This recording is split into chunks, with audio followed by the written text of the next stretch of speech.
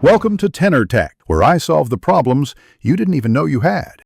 You'll start by creating a Kaggle account and enabling two-factor authentication for safety.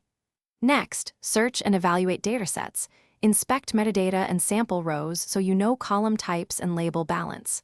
Once done, open a new notebook kernel, select a GPU runtime, and pin the Python version and libraries you need.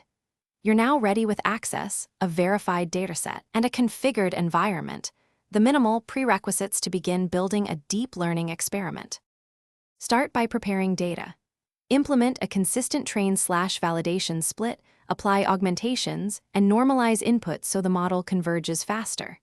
Then define your architecture, pick a pre-trained backbone for transfer learning or craft a lightweight custom model. Inspect parameter counts and flop to fit GPU limits. Once defined, run the training loop with sensible defaults, add checkpoints, an LR schedule, and mixed precision if your GPU supports it. Monitor metrics live in Kaggle's output and adjust batch size. After training, evaluate with meaningful metrics.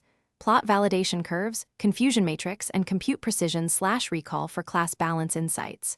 Once satisfied, format predictions to the competition or project spec and generate the submission file. Double-check column order and headers.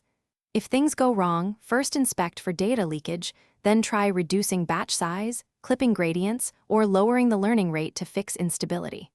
Finally, iterate, make small changes, rerun on a subset, and scale up when results improve consistently. Thanks for watching. Subscribe to keep your life in tune.